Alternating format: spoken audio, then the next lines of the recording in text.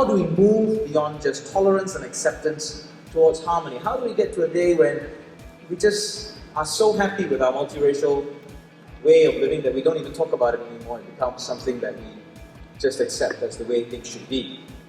And we believe that the only way we can do this is generation after generation is to engage the young people of today, whenever today is, and ask them, what does multiracial harmony mean to you? What does multiracial harmony mean for you in Singapore? And what are you going to do about it? But we need to hear your voice. And that's what today is about.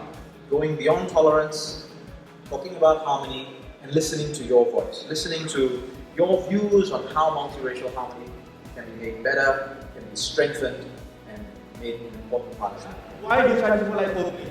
Because they are all yellow. Is it just a remark, a joke, just to lighten the mood? After watching the play, Yes. I felt like it was unfair.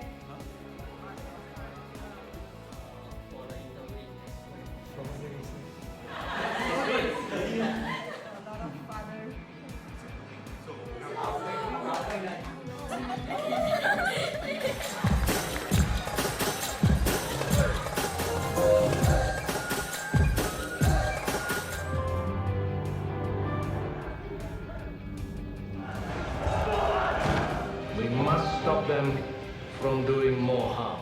One of his most precious achievement of Mr. Lee Kuan Yew was the achievement of the establishment of racial harmony. At this very moment, racial harmony in Singapore is a reality. It is a reality. And that we will find ways and means to keep it as a reality.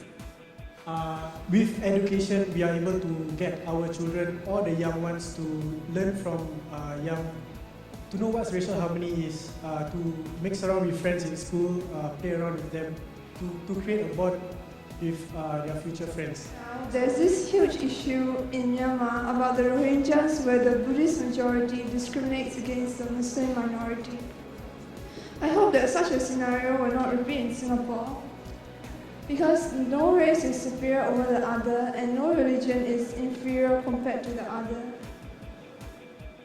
Thank you very much and a very good afternoon. Racial harmony is such a sensitive topic, but yet, again, is it the political correctness that you want to stand for? Or is your heart telling you that you are being truthful and you are being respectful to another fellow human being? And I think that's the essence of what we stand for. Why would the Malays want to stay in Singapore and be a minority? The Indians and the Malays saw at the proclamation of independence that our leaders have decided, beyond all the bread and butter issues and the pressing, chaotic, dramatic issues, that everyone, regardless of race, will be treated equally. That's the story. Thank I think there is a sense of unity. Because we do things together, we amplify what is common. But at the same time, we are not allowed to say things which we might not agree with, because there is this fear and inhibition that if we see something wrong, then that will break the commonality that's within us.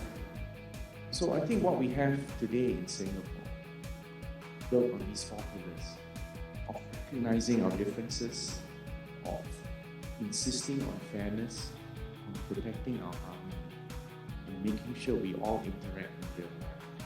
I think these have served us well for the past 50 years. And we need all of you to ensure that when SG100 comes, because you young people will be here at SG100, that you can have another conference there and reflect, hopefully, on what we did right in the second 50 years of this precious place called Singapore. So thank you all very much for your time. Thank you for making this happen. Thank you, Minister. And please thank all our panel members. Thank you. Thank you for being a good audience and for actively participating with your questions. The theme for this year's conference is harmony in your hands.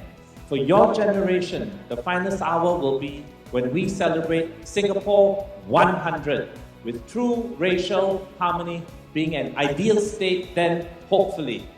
Thank you very much.